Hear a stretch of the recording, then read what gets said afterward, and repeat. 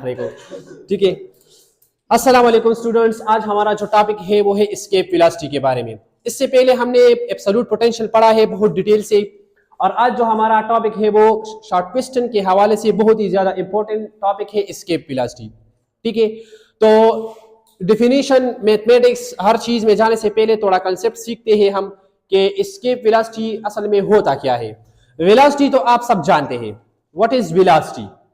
Velocity displacement cover by a body in unit time is called velocity. ये तो हमने chapter 2 में detail से पढ़ा है। ठीक है, velocity, acceleration, displacement, distance, speed, सब कुछ ठीक है वहां पे है। एस्केप का क्या मतलब है? एस्केप का मतलब ही निकालना। मैं आपको कह रहा हूं मैं हुसैन को एस्केप करूंगा इस क्लास से, निकाल रहा हूं अपने फील्ड से, मैं इसको निकाल रहा हूं। जैसे आपको पता है कि मैग्नेट के इर्द गिर्द मैग्नेटिक फील्ड होता है, चार्ज के इर्द गिर्द इलेक्ट्रिक फील्ड होता है। इस तरह आपने ग्रेड 9 में यूनिवर्सल लॉ ऑफ ग्रेविटेशन पढ़ा है। न्यूटन वहां कह रहे हैं कि अर्थ का ग्रेविटेशनल फील्ड होता है, इलाका होता है। फॉर एग्जाम्पल ये मेरे पास एक अर्थ है, तो इस अर्थ का अपना ग्रेविटेशनल फील्ड होगा इसके इर्द गिर्द। ठीक है, अगर उस फील्ड में कोई बॉडी इंटर होगा तो उस पे क्या लगेगा? फोर्स ऑफ अट्रैक्शन कौन लगाएगा? ये अर्थ लगाएगा। अब यहाँ एस्केप वेलोसिटी का क्या मतलब है कि इसी फील्ड से, फॉर एग्जांपल ये मेरे पास अर्थ है, ठीक है, ये इसका क्या है? ये इसका आखिरी जो पॉइंट है जहां तक ये इसका मैग्नेटिक ग्रेविटेशनल फील्ड है।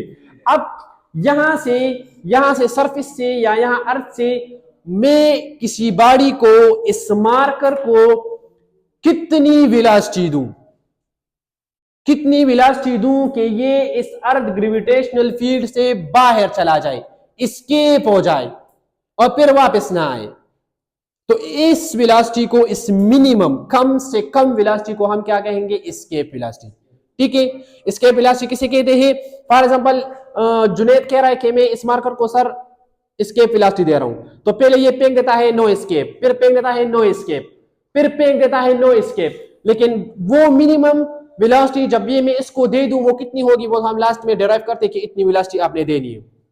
ठीक है, तो अगर मैंने उसको ये दे दिया तो ये मार्कर अर्थ के ग्रेविटेशनल फील्ड से बाहर हो जाएगा और ये फिर कभी भी वापस नहीं आएगा, मतलब स्पेस में चला गया। ठीक है, तो यहाँ डिफिनीशन आप खुद से भी कर सकते हैं, कंसेप्ट रटा लगाने की जरूरत नहीं है, 9-10 नहीं है कि आप रटे लगाओगे। ठीक है, कंसेप्ट क्लियर करें, खुद आपको थोड़ा बहुत इंग्लिश आता है अपने अल्फाज में लिखा करें। ठीक है, क्योंकि इंग्लिश नहीं है कि आपका इज, दा, दे, ओ, विच, नो, विच, हाउ, ही, इसकी गलती निकाले। ठीक है, इसकी कोई मतलब नहीं है, साइंस सब्जेक्ट में इस पे मार्क्स नहीं काटे जाते। ठीक है, वो इंग्लिश में ग्रामर की गलतियां निकालते हैं, फिजिक्स, केमिस्ट्री, बायो में नहीं निकालते। ठीक है, तो आप कंसेप्ट क्लियर करें, पेपर में बैठे खुद अपने जहन से लिखिए कि सर ने ये बताया था, ऐसा कंसेप्ट है, उस डिफिनीशन को खुद बनाए और लिखे।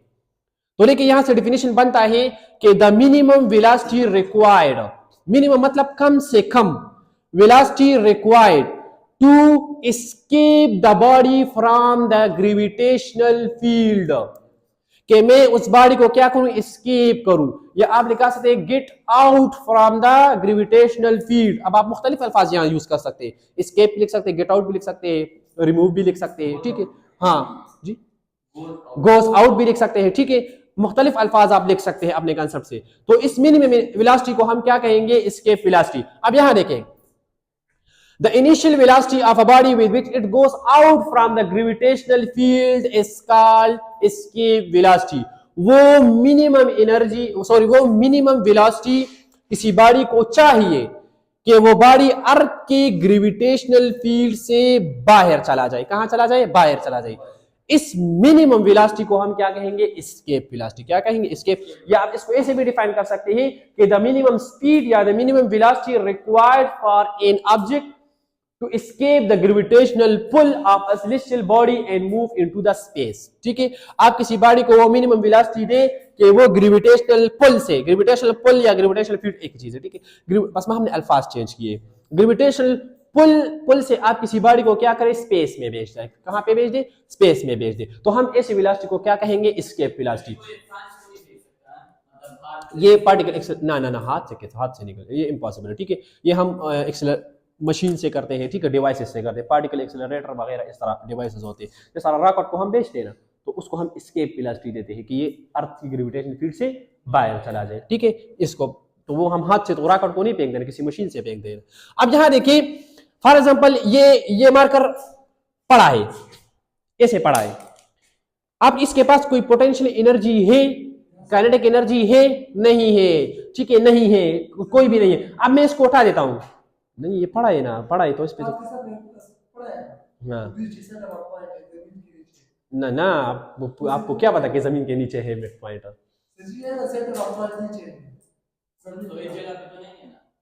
किसने कहा है? ये देखिए ये यहां पे पड़ा है, ठीक है। मैं कह रहा हूं इसके साथ पोटेंशियल, चले पोटेंशियल एनर्जी है, चले मान लिया है।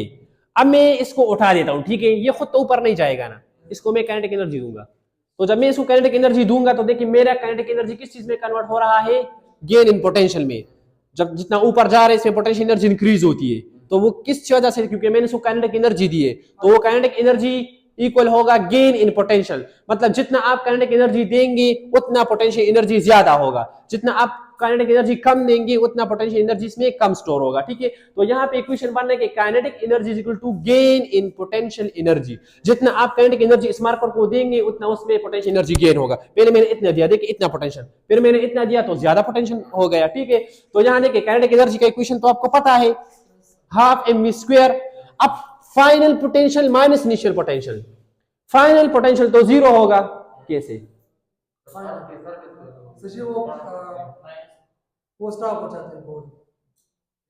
फाइनल पोटेंशियल जब इन्फिनिटी पॉइंट पे पहुंच जाएगा तो फिर तो जीरो हो जाएगा, मतलब अर्थ की ग्रेविटी से निकल गया तो फिर तो पोटेंशियल एनर्जी जीरो हो गया, ठीक है। ये अर्थ का ग्रेविटेशन आखिर पॉइंट है, इससे निकल गया। जिस तरह हमने एब्सोल्यूट पोटेंशियल में कहा था कि इन्फिनिटी पॉइंट से लेकर आते हैं या लेके जाते हैं, तो हमने कहा था कि इन्फिनिटी पॉइंट पर मतलब अर्थ की ग्रेविटी से बाहर हमारे साथ क्या नहीं होता? पोटेंशियल एनर्जी जीरो होती है, मतलब फाइनल पोटेंशियल एनर्जी जीरो। और हमारे पास ये इक्वेशन आपने पढ़ा है ना, Gmm डिवाइड बाय RE, ठीक है, रेड 9 में है। हाँ, तो एक माइनस Gmm है, ठीक है, ये एक ये हो गया, एक फार्मूले वाला हो गया। माइनस को अंदर मल्टीप्लाई करें तो हमारे पास माइनस माइनस प्लस आता है। नहीं आता आपको ये? क्या मतलब? ये पोटेंशियल एनर्जी का फार्मूला है ना, हाँ ना, ठीक है। ये देखिए माइनस माइनस मल्टीप्लाई, तो ये हमारे पास क्या हो गया? प्लस हो गया। तो ये टर्म हमारे पास क्या हो गया? प्लस हो गया। यहाँ पे भी हमारे पास क्या है? हाफ mv स्क्वायर है। mm को कैंसिल करें, कैंसिल कर देते हैं। एक स्मॉल m है, एक कैपिटल है, ठीक है। एक मास ऑफ द अर्थ है, एक मास ऑफ द ऑब्जेक्ट है। ये capital M mass of the earth है, ठीक है, और small mass of the object है। तो यहाँ से m और m कैंसिल, तो हाफ v एस्केप, ये esc का मतलब है एस्केप। वेलोसिटी हमारे पास बराबर हो गया g capital M divide by RE। RE का मतलब है रेडियस ऑफ द अर्थ, ठीक है। अब यहाँ देखिए ये डिवाइड में है ना, यहाँ पे डिवाइड में है, वहां जाके क्या हो जाएगा? मल्टीप्लाई में हो जाएगा। तो v एस्केप का स्क्वायर आ जाएगा 2gm, ये कैपिटल M है, ठीक है, 2gm divided by RE radius of the earth. अब यहाँ हमें स्क्वायर नहीं चाहिए, ना ना ना, वो तो यूनिवर्सल लॉ ऑफ ग्रेविटेशन में होता है, रेडियस ऑफ अर्थ तो स्क्वायर नहीं है, ठीक है। अच्छा वो क्या है? अब हमें यहाँ स्क्वायर नहीं चाहिए, हमें सिर्फ वेलोसिटी चाहिए। बोथ साइड क्या कर ले? स्क्वायर रूट या अंडर रूट, आपके जो भी ले ले। यहाँ से कैंसिल, इसके ऊपर क्या हो जाएगा? आ जाएगा।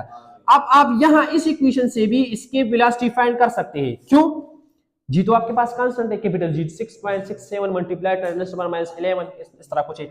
मास ऑफ द अर्थ भी आपके पास क्या है? कांस्टेंट है। रेडियस ऑफ द अर्थ भी कांस्टेंट है। तो आप यहां से भी वैल्यू निकाल सकते हैं, लेकिन हम यहाँ पे कैलकुलेशन फिर थोड़ा क्या हो जाएगा? टफ हो जाएगा। तो हम इसको थोड़ा और भी मॉडिफाई करते हैं, ठीक है। मैंने क्या लिखा है?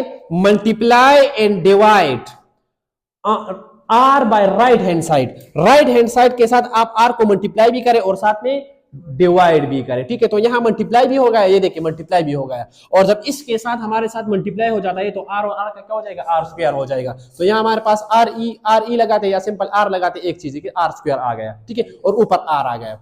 अब यहाँ देखो ये जो टर्म आपको नजर आ रहा है gmr स्क्वायर, ये हमारे पास यूनिवर्सल लॉ ऑफ ग्रेविटेशन में g के बराबर है। कैसे? यहाँ देखिए F is equal to W is equal to mg, या weight is a force, gravitational force, तो F is equal to mg हो गया, ठीक है। और आपको पता है कि F बराबर है gm1 m2 divide by r square, मतलब mm divide by r square के बराबर है, ठीक है। तो मैंने F की जगह क्या लगाया है?